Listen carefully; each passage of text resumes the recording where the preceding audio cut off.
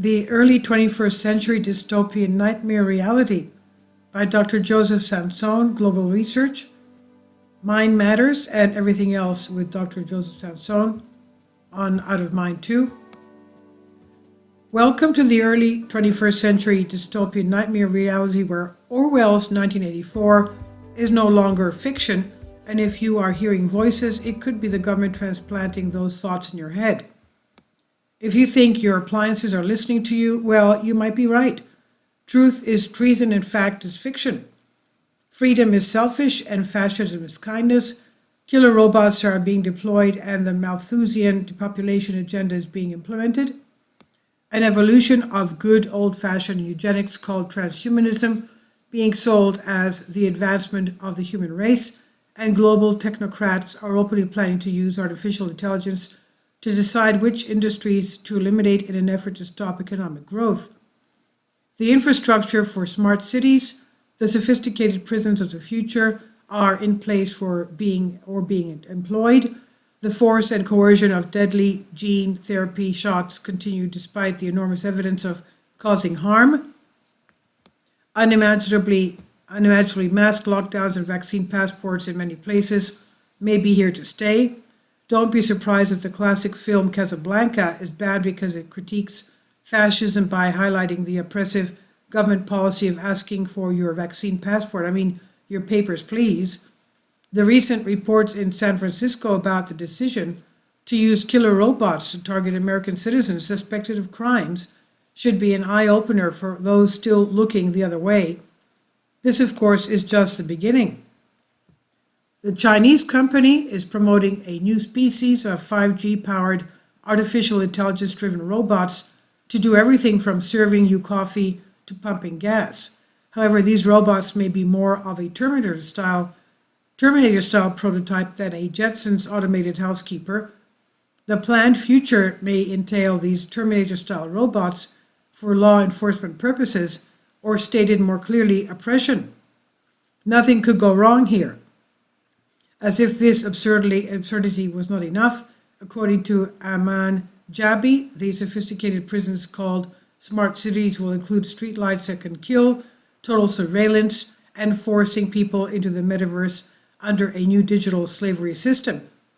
Rural and suburban America will be eliminated as humans are herded into these smart cities, and according to Jabi, much of the infrastructure is in place in many areas of the United States, including Florida and Georgia. A next-generation prototype city called Neom, or the Line, is being constructed in Saudi Arabia. According to Joseph Bradley, Neom's technology and digital CEO, Neom is not about building a smart city. It is about building the first cognitive city where world-class technology is fueled with data and intelligence to interact seamlessly with its population. As frightening as this is, the previously mentioned deliberate plan proposed by the World Economic Forum, WEF, to use artificial intelligence to decide which industries to liquidate in order to stop economic growth should send a chill down your spine. That's right, the WEF is actually proposing that economic growth is bad and that economic growth should diminish. This, of course, is to save the planet from the natural phenomena called climate change. This noble goal is to stop the depletion of natural resources. Of course, this system must be fair, so artificial intelligence will be used to decide who gets to succeed and who gets to fail. Don't worry, I'm sure that algorithm will be proprietary information, like the ones used in the voting machines or the ingredients of those COVID shots. If you're wondering how long it will take for the self-appointed masters of the universe to determine whether all the useless humans are necessary, you need not wait. There are some interesting coincidences that have emerged globally since the introduction of COVID gene therapy shots. All-cause mortality is going up while birth rates are dropping. Evidence is emerging that these shots may be both a biological and technological weapon. After all, those semi-synthetic blood clots are normal. No worries, nothing to see here, move it along. The high priests of knowledge and truth in our society have determined that for our own good, we are not allowed to know the contents of these shots. These same high priests have also protected us from knowing the algorithm in our computerized voting machines. Fortunately, the government and media and big tech have colluded to protect us from free speech and have actively censored for information about the dangerous shots in our fake elections. Well, you know what they say, a little knowledge can be dangerous. Pilot programs of a centralized digital bank currency are currently being rolled out. A CDBC has the potential to create a total slave system where your money is not yours, but instead is more of an allowance based on approved behavior, as the algorithm can be tied into your ESG score. Access to normal life activities can eventually be tied to your speech and political views, or maybe you'll be allowed to buy food when you get your gene therapy booster.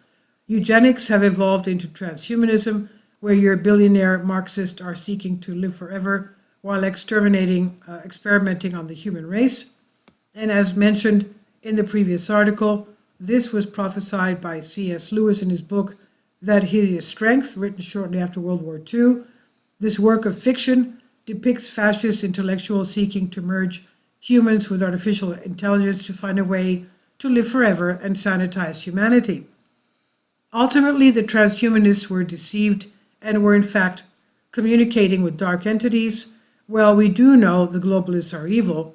The fusion of Malthusian population control cultists and climate change cultists have led to this abysmal thing called the Great Reset. The Great Reset is a revolution led by billionaire technocrats. The Great Reset is unrestricted warfare on the human race. I see a few scenarios where this can go. Most are not good, so we can see total control and prison planet may emerge. It could all blow up and civilization collapse, or we could see the emergence of pockets of liberty as we enter the new dark age. The globalists could fail and we see a free planet emerge.